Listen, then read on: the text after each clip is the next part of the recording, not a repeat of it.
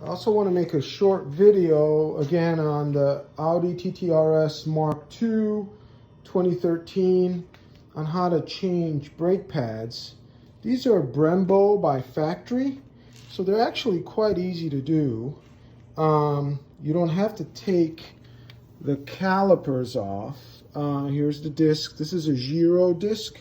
It's aftermarket. It's great for the track.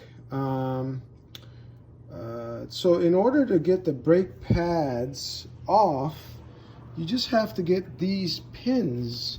There are two pins that hold the brake pads in place. So you pull these pins out from the back.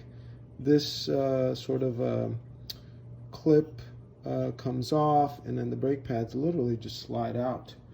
I'm going to go ahead and do this now. Let me see if I can hold the video.